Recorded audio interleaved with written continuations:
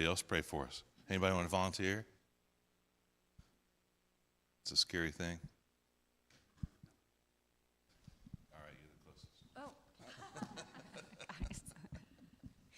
closest. Lord God, we believe with our whole heart, soul, mind, strength, and understanding that you are our creator. But sometimes we get lost in our thinking and in our understanding of what that means for how we walk out our lives and how incredible studying you can be. So we ask that you show us your greatness, Lord, the handiwork of God in this rich information that's being delivered today, Lord. May we be amazed and stand in awe of who you are and what you have done and the intricacies that you've designed in this good world. Lord, may it profoundly strike us as to what that means for how we live. May it fill our hearts with a sense of worship and wonder as we see each thing new. Lord, may we not take for granted the ways you speak to us through your good creation. In your name we pray. Amen. Thank you so much.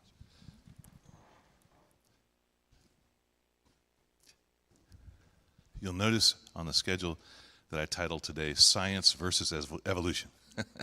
So, and I mean that. Today we're going to go into the opponent's stadium and beat them at their game, right? That's the goal. The goal is to show, they purport to say, hey, here's what science says, and we'll say, well, does that really? Let's look more closely at the assumptions and the evidence and so forth. So in the sermon time, I covered the Big Bang and a little bit about the Earth being fine-tuned for life and for science, for observing and learning about God's world. He clearly wants us to get it, and that's exciting.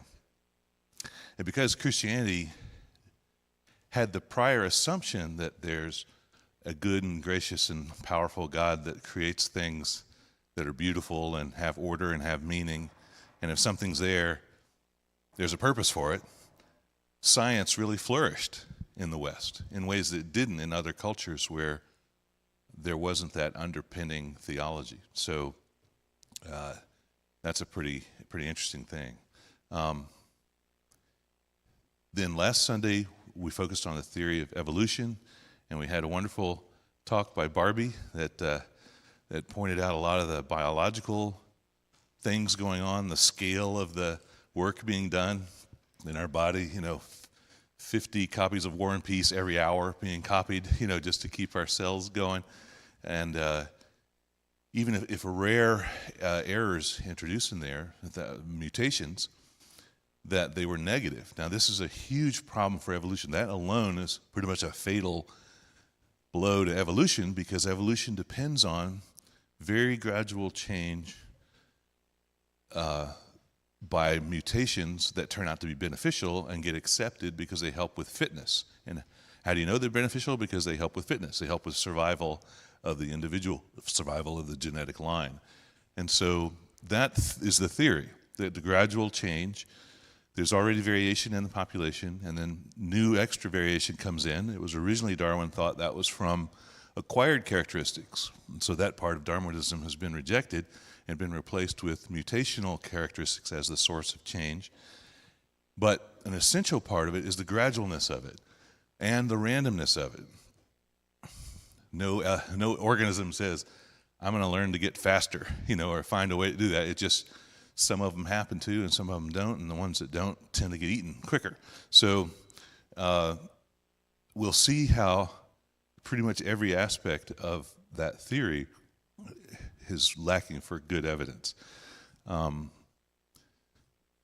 So today is more science versus evolution, and I'm going to talk about the Cambrian explosion of life, varieties of life suddenly, and then the opposite extreme, living fossils that have gone, in some cases, hundreds of millions of years with no discernible change.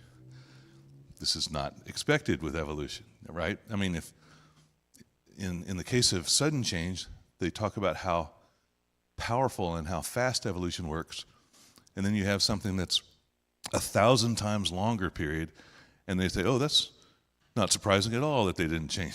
So it's like, okay, the measure of something being scientific is if it can be falsifiable. It's a religion if it can't be falsifiable, if you just take it on faith. And so you have to ask when you're looking at a science theory, is there any evidence that would come forth that would change your mind on this? And if there's no such evidence that exists, it's not science. Now, there's also the problem of irreducible complexity. In the sermon, I showed a simplest possible version of that in my mind, and that was an arch of rocks. A bunch of rocks that were set up to be an arch in the air. And the point there is you need all of those rocks to have that arch. Any one of them out of the way, and it collapses, right? And it's really impossible to think of a way that you could have, over a long period of time, incrementally built that arch. It has to kind of all be there. So that was kind of at once, or it doesn't exist.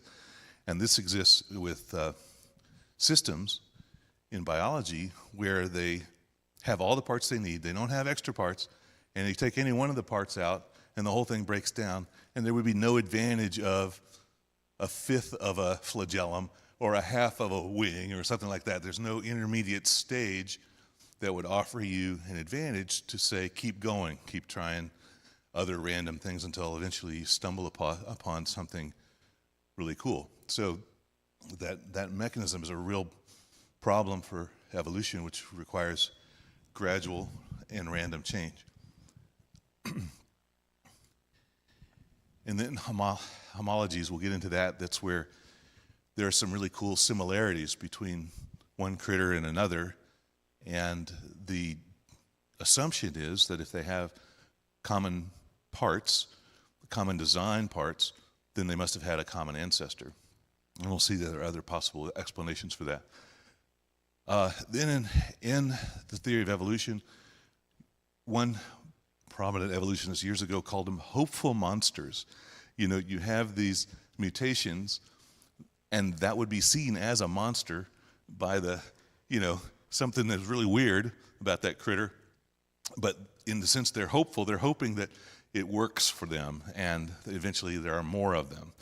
So I don't mention this in the talk, but sexual selection is part of the thing, and I think the monsters wouldn't find mates very easily. But anyway, so that's a problem they never talk about. But I know a lot about that from being voted the weirdest in my junior high back in the day. So, junior hires are already weird, so you can imagine how weird you have to be to get voted that as a by your peers. So anyway, but I found a miracle happen. I found an awesome mate. So this was great. It was probably, the bowerbird. Have y'all ever seen the bowerbird do its thing? You've got to look it up. Look up especially the BBC. It's got like a 4-minute. I really desperately wanted to show it here, but that bird is all beautiful and colored, and it makes this bower, this nest for its possible mate. And it gets colorful things and shells, and it does a dance, and and she's like, but anyway, it felt very familiar. So okay.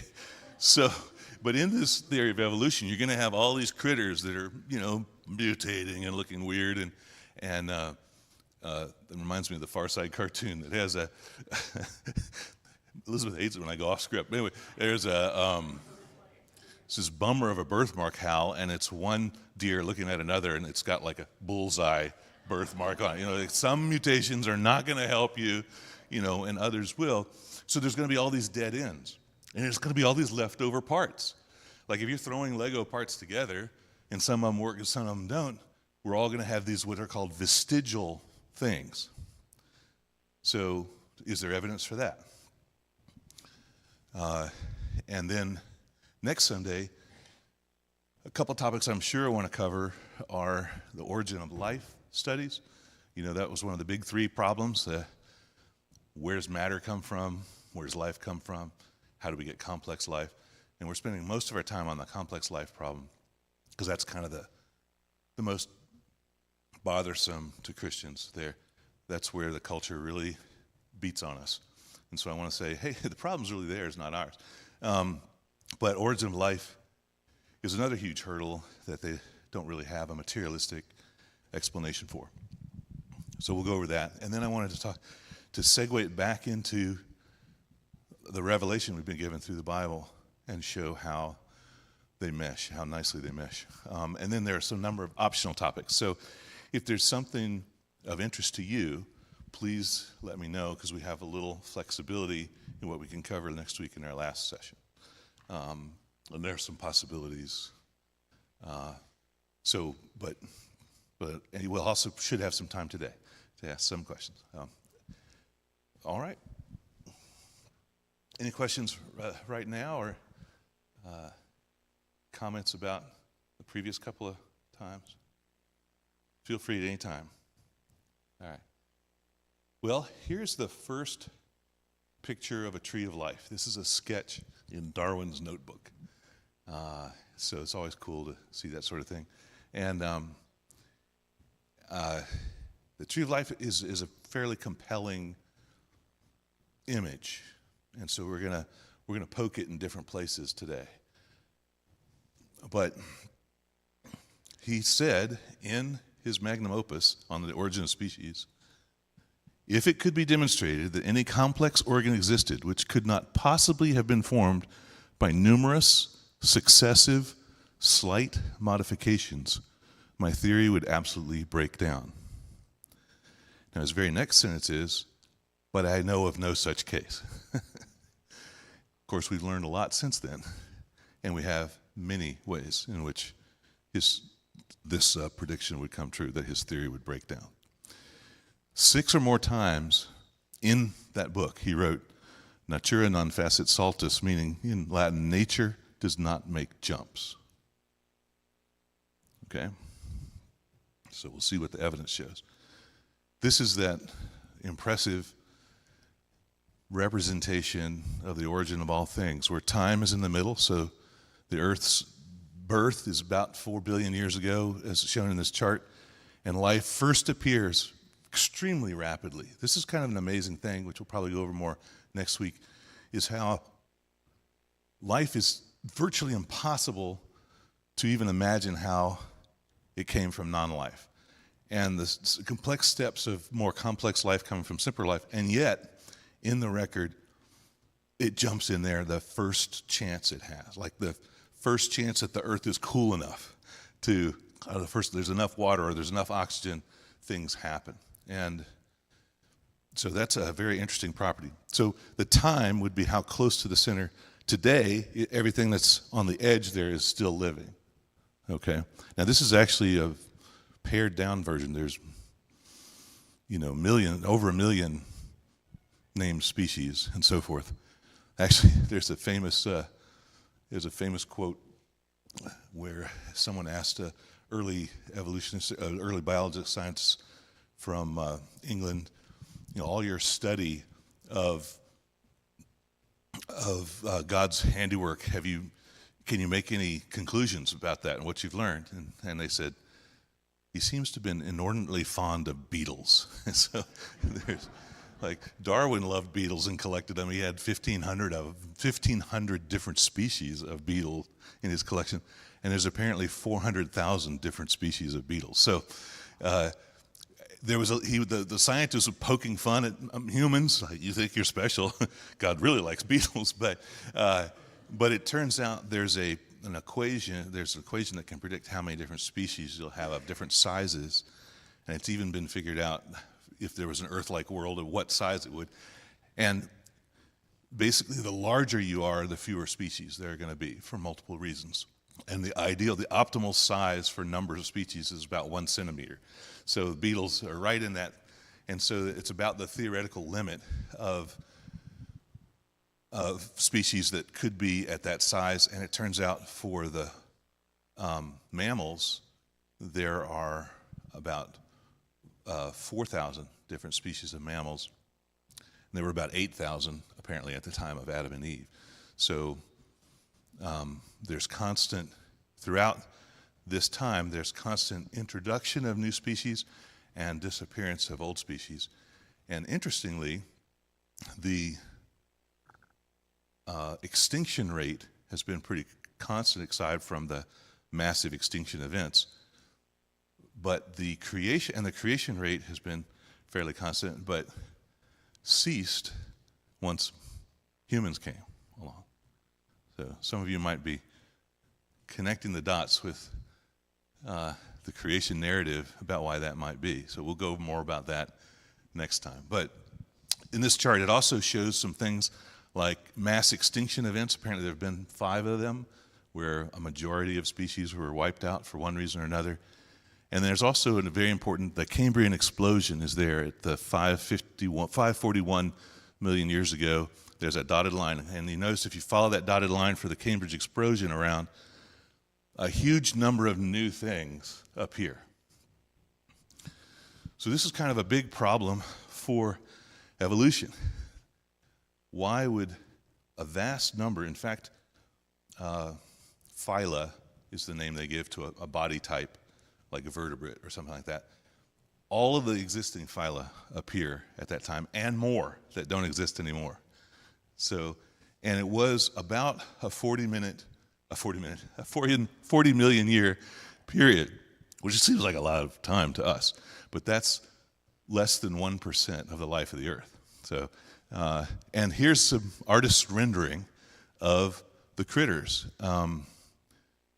The picture there of the scene, there's some characters. One of them on the lower left here is hallucigena. It was named that because the person was like, am I hallucinating? You know, like this is so weird. It has these spiky legs and spiky back, and it's hard to tell the head from the tail. This, the Latin name for the one on the top right, that one was about a yard long, by the way. That's the first real predator. This one on the bottom left is more like only about that big, but it was a fearsome predator at the time too. You can see how weird these critters are. And that top one is called abnormal shrimp, basically, in Latin. So it has these curvy things that it would grab things with. Anyway, just weird critters. And they all, so this is a 40 million year period. So now evolution would say that these really complex things would appear near the end of that period, right? And you would have some kind of transitional forms. Before this, they were basically mollusks and trilobites. Okay, so how did they go from that to all of these weird different systems that we don't even see today anywhere in such a short amount of time, 40 million years? So that was already a problem. Now, before I moved back so after I got a degree at UVA and went to do a postdoc at Rice, over 30 years ago, I remember waiting in an office to meet with somebody, and they had a New York Times there. And I remember an article where a new discovery had just been made in China. The Burgess Shale in America is this fantastically rich deposit of fossils, and a lot of our knowledge came from that. They found one in China that also was at that same layer, the Cambrian layer, but it was 90% sooner. In other words, they were finding fossils like abnormal shrimp and hallucinogena at the first 10% of the window. Okay, so you already have a problem. You got 40 million years to develop this thing, but now you're finding these things fully developed just 4 million years into the thing. So your problem is now 10 times harder. What was hard to do in 40 million years is 10 times harder to do in 4 million years. And this was kind of part of the article, like, whoa, what is this? And they're like, oh my gosh, evolution is even more powerful than we thought. That was their conclusion.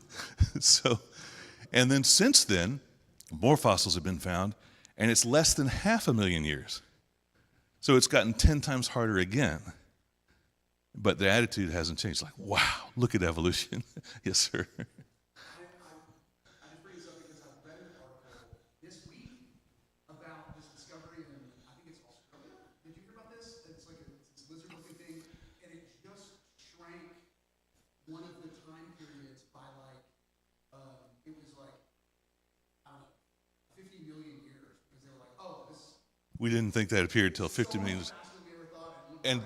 And yeah, and so what a real scientist would do this would be like, ooh, that hurts my theory. The problem is harder, but because they take evolution as given, it just means evolution's so much more powerful than we ever thought. So I was going to say, this is so wonderful that you actually bring that up. Go read an article. It's going to have that pattern. Scientists rethink evolution, and it's always a harder problem because we're learning more and we're not seeing any kind of gradual. There aren't these intermediate forms in the fossil record that you need for evolution. And now not a lot of things get fossilized. 99% of the fossils out there are marine fossils because it's harder for things to get fossilized if they're land dwelling. But there are some pretty numerous examples with no real intermediate forms. So, yes, look at the articles, read them, and you'll get a chuckle out of their conclusions. It doesn't go the way it should in the story. So the Cambrian explosion is a huge problem, and there are other explosions. Like you heard of the oh my gosh, I can't remember now what the explosion of flowering plants is called. Like, there's the Big Bang. I think it's the Big Bloom. Yeah, that's it. So like flowering plants appear with a whole new system, a whole very complex interrelated system, very quickly and with great variety. And there's a lot of explosions, Cambrian explosion being the most well known. And if you read about it, a lot of evolutionists are saying, well, it's not, I hate that name, because again, the rapidity of it is counter to the theory. Very, very important. All right. On the other side, you have critters that have not changed. And in my notes, I had the exact numbers of years, but I think it's 40 million years for the Komodo dragon of it being itself. The aardvark is like 50 million years that it's been no change. This is called the purple toad on the left there. It's found in India. It was just discovered a few years ago, but it has fossils. It looks just like fossils from, 100 million years ago. The platypus, somewhere between 115 and 140 million years of no change.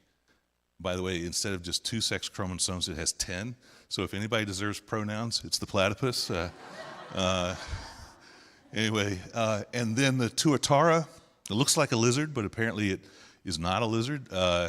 There's only 2 of these species, and it's 100 million, over 150 million years. The crocodile is apparently older than trees, so it hasn't changed. The horseshoe crab, 450 million years ago, there's critters that looked exactly like that. And then the champion, as far as I know, the nautilus, 500 million, half a billion years looking exactly like that. I mean, if you're that beautiful, it works for you. No need for a change, right? So what in the world is going on with these living? Now, what evolutionists will say is, oh, they're changing. You just can't see it. It's like, well, okay, but that's not what your theory suggests. Okay. So now we're going to go to another difficulty, irreducible complexity. So I talked about the arch of rocks. A great example, it was kind of highlighted by a fellow named Michael Behe, and he wrote a book called Darwin's Black Box, is the flagellum. There's a sort of a microscopic image of, I think that's not an artist rendering. I think Barbie might know, I don't know, of it might be an artist rendering of, it's a rotary motor. I don't know if some of you are old enough to have remembered the early Mazda commercials, and a Mazda goes, they were introducing the rotary motor idea. Well, this is exactly that. There's a diagram of what's going on over here. It's a phenomenal piece of engineering. It's basically an engine, and it whips that little hook thing on the right. That's a 3-part tube, and it transfers the rotary power that's being given, by this other system into this motion, and the things can go as fast as 100,000 RPMs. So, this is like this little highly advanced sports car, whipping this thing around to get, and the engine is extremely efficient. Like almost all of the energy is transferred into physical motion. it's not as great at, well, the little cilia apparently are more, or get you farther with the same amount of energy. But just the fact that it turns biological energy into motion very efficiently, more efficiently than any human machine currently, they believe. And it has these various parts, 5 to 8 parts that are key, that if you took, I think the low estimate is 5, if you took any one of those parts away, it wouldn't work at all. And so if you're building up a critter or a part of a critter through random mutations, what advantage is it to have even 2 or 3 or 4 of these parts if you don't have all of them? I mean, even if it's possible to figure out how to randomly come up with, I mean, even the little components to these parts. You know, when Darwin was doing his theory, they basically thought of a cell as a little blob of protoplasm. And 40 years ago, when I really learned a lot from the book Evolution: A Theory in Crisis by Michael Denton, he's a cell biologist, so that's his specialty. He was talking about how a single cell is better represented by like the city of Houston, you know, in terms of if every one of us was a piece of the cell that had a name and a job, it would take a major U.S. city to represent the known complexity at that time of a single cell and all the different roles that the different parts played and how they worked together. And so, you know, just to mention, you know, we'll talk about whales in a little bit. Darwin thought, well, it's easy to imagine a bear whose mouth gets larger and larger, who lives near the water and eventually became comfortable going into the water, becoming a whale. Like, that was in his book. There were about 50 people that were writing about evolution. Even Darwin's grandfather, Erasmus Darwin, wrote about evolution ideas and so forth. So kind of the question is, why does Darwin get all the credit? Well, he wrote a really big book, and it had a lot of proofs in it. Well, basically every proof in there, no one believes anymore because he had the wrong mechanism for change. But that's where he became the one. In fact, there were people that were working together, and they kind of said, let's let Darwin do it. They knew that it was not going to be popular, that it was going to, and that they were the best. He was the best representative of the group to do it. But so the book had all these proofs, but you know, it was the quality of that bear thing. So anyway, but when part of the theory got thrown away, they replaced it with another thing and kept calling it evolution. So if there's ever any kind of materialistic explanation, they'll just call it evolution, even if it's got all different parts than the actual one. Because it's extremely important to some people to have a non-God explanation for life and matter, etc. Homology. Okay, this is a powerful pro-evolution argument, so we have to take it seriously. You've got this forelimb on a human, or a leg of a cat, the fin of a whale, the wing of a bat, and they all have the same parts. And so they've helpfully colored the parts for us. By the way, this comes from Berkeley, Evolution 101, which we'll see more from in a second. So that is kind of interesting, you know, that inside the whale, they have a supporting structure that looks a lot like fingers. And the bat also. There has to be some kind of supporting structure, but this is a repeated design, and so you can understand why they say, aha, it has to all have been invented one time somewhere and then branched off. So we're going to use this information to put it on the tree. Now, I was going to wonder if anybody had an alternative explanation for repeated elements.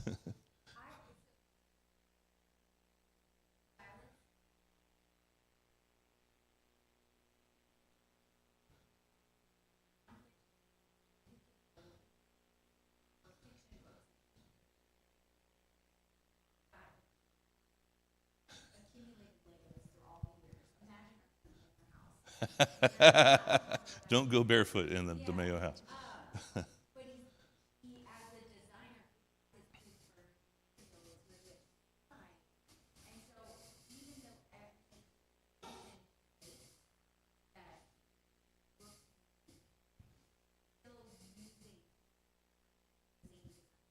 Can y'all hear? Can y'all hear this? I should have given you the mic. I'm sorry.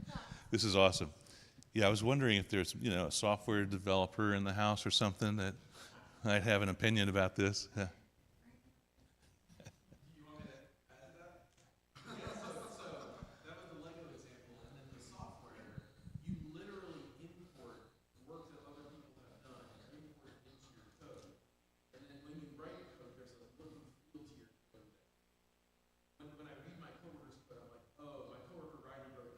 You know who wrote it, yeah. He's using the code the same way, he's laying it out the same way. Or authors that write a book. Yeah. That does not mean that the code inherited or caused the other. The same intelligent thought how to build it. Yeah, so I love the Lego analogy, and that's the one I thought of too. Is you've got these proven awesome designs, and you modify them for purpose. So that's an alternative hypothesis. So this is a case where evolution has a stronger case than usual for its hypothesis, but it's not the only possible working hypothesis. Now let's see how they use that. This is from Berkeley's 101, Evolution 101. They love to use the whale. I don't know why they use the whale, because that's like, I love to use that as a counterexample. But I think the reason they like it is there are more fossils of supposedly intermediate stages, because it's a marine, mammal, and they don't really have a lot of great intermediate stages for evolution. So these are not all the intermediate stages, but these are the key ones. And look how they've highlighted that four-limb system. Look how it changes, and your eye is drawn to that. But what happens to the hips? What happens to there's some other big changes going on that are even bigger than, the supposed changes. Also, there's another problem with this. Most of these critters lived simultaneously. Okay, they didn't live, in one age and then another age and then another age. So that's a problem. Plus, you miss little things like this sort of dog-like thing breathes out of nostrils, and the dolphin has a new thing going on, the hole in the head. These are kind of all of the major, huge system changes that you need to go from wolf to whale, okay?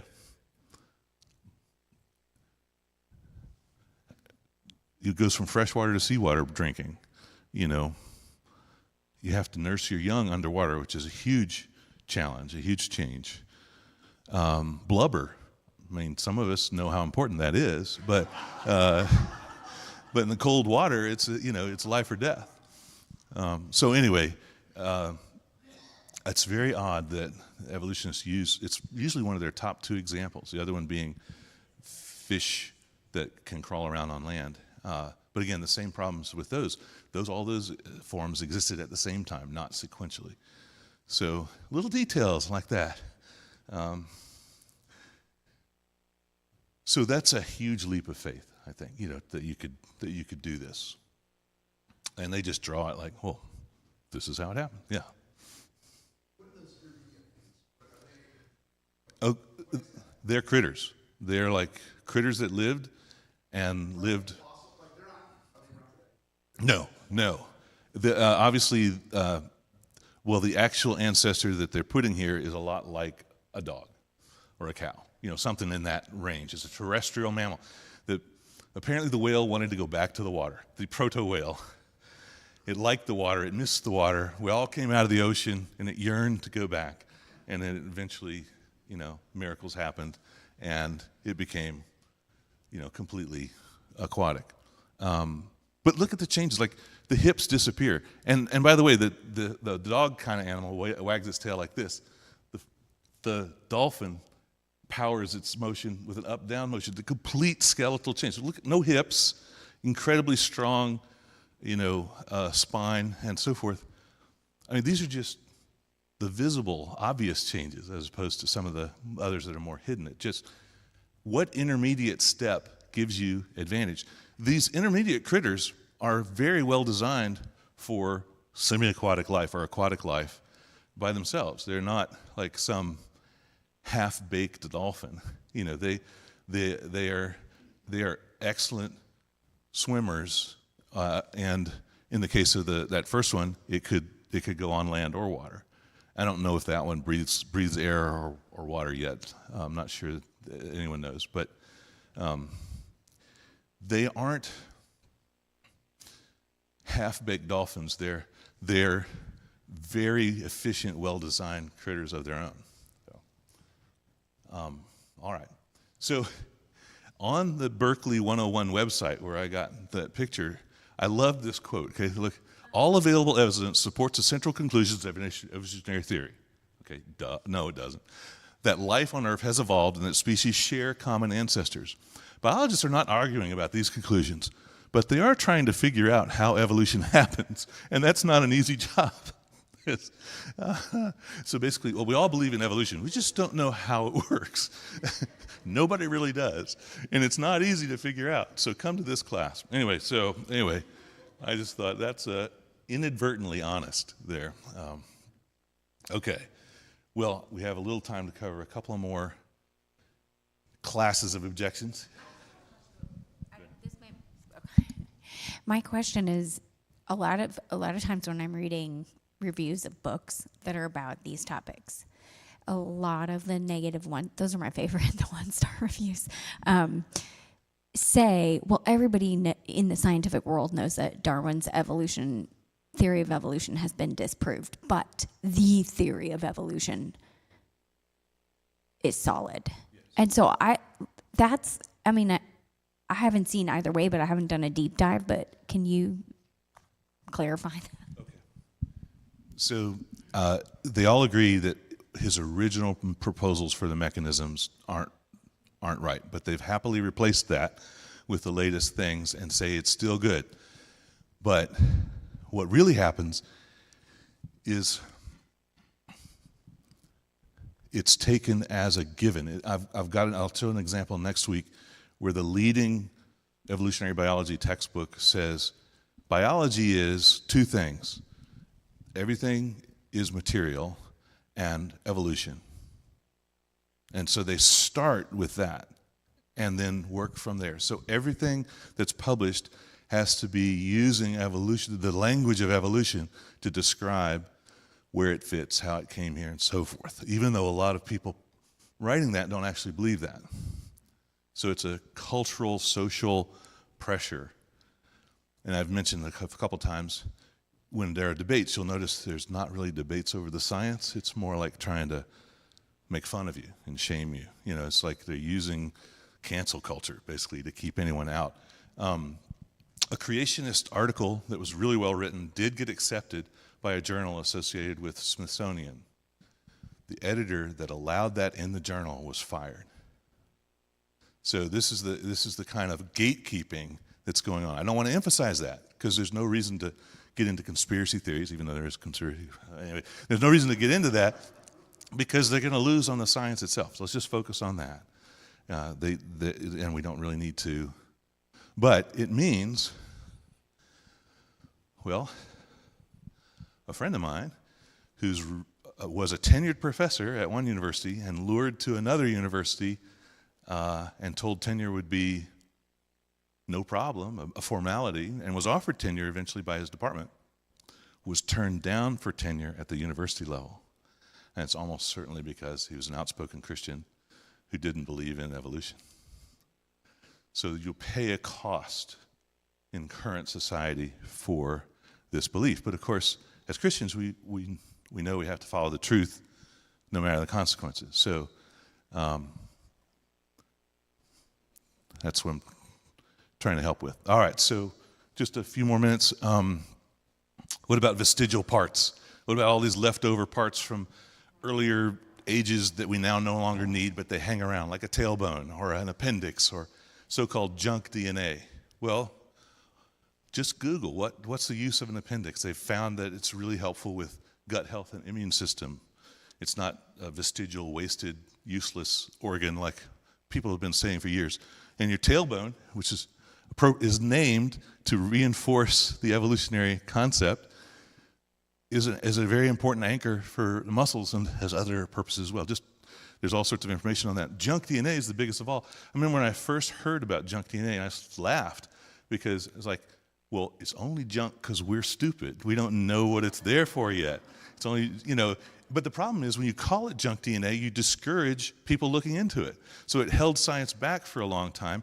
And when people actually did look into it, for instance, I read last night, or maybe it was early this morning, about, about a study with mice, and they went in and zapped a little bit of its junk DNA, and half of the offspring that the mice had after that died. It's like, that's not really junk if you need it for some reason that we don't yet completely understand to stay alive. So they have learned that junk DNA, that non-coding, so there's a DNA that clearly codes for your physical form and so forth, and then there's a lot of other DNA, and it's really important for regulating. Barbie could probably help us that with sort of like error checking, with the copying that's going on. It's really important for the expression of genes. There's now a flowering, now that they're open to that and are looking for it, they're finding it. This is why philosophy matters so much. Our philosophy that God is order and reason and beauty led to science. If they saw something, the question was, that's there. It's got to have a purpose. What is that purpose? Let's find it out. And you can see how you can make much more progress with that assumption, which turns out to be true, rather than, oh, what a mistake, what a leftover piece of nothing, and then miss out on what you can have. There's also the problem that convergent evolution, meaning certain things seem to have appeared from nowhere several times. That the normal hypothesis is if you see the same kind of thing, they must have a common ancestor, but there are cases where it's pretty clear that it's not possible to have a common ancestor, and yet these things do appear. So evolution can't really explain that. The same miracle happened multiple times. That's a weakness also. So back now to the tree of life. I got a lot of text here. You can get these slides. We are recording it. So this week or last week, or the sermon, you can if you missed it or you want to go at a slower pace, you can do that. Thankfully, let me just highlight that the tree of life, as it was first drawn, was drawn by like body types and how they looked, how much things looked alike, and they thought when DNA came along that it would be a really nice verification of that. Instead, you get completely different trees of life. And it depends on which genes you look at to do the classification as well. You get from one DNA prioritization of the genes to another, you get completely different trees of life. These are divergent trees of life. It's such a problem, if you read the very last sentence there, for a long time the Holy Grail was to build a tree of life, but today the project lies in tatters, torn to pieces by an onslaught of negative evidence. And this is not a believer talking, this is a materialist recognizing the scientific evidence situation. So there's a lot more text there, but I'm not remembering the name right now. Sorry, I can look it up. So evolution makes this grand claim: we can explain everything through gradual change and a fitness pressure from the environment that causes the more fit things to survive and pass on their genes. But we have all of these avenues of counter evidence to that hypothesis, sudden change for virtually every new species significantly. I like John DeMayo's phrase, the gerrymandering of species. Species are sometimes, the species line is drawn around something. Officially, it's supposed to be, can they have offspring that are fertile and can have more? In that case, you should be in the same species. But there are lots of examples where that's not the case. So there's a lot of extra species. But roughly speaking, a species or a new type that appears is sudden. And on the counter examples, there are other types that don't change for hundreds of millions of years. Both of these are a problem for evolution. Many systems are irreducibly complex. We looked briefly at the flagellum, but the wing system, the eye system, blood clotting, immune system, these are all that could fall into that same category.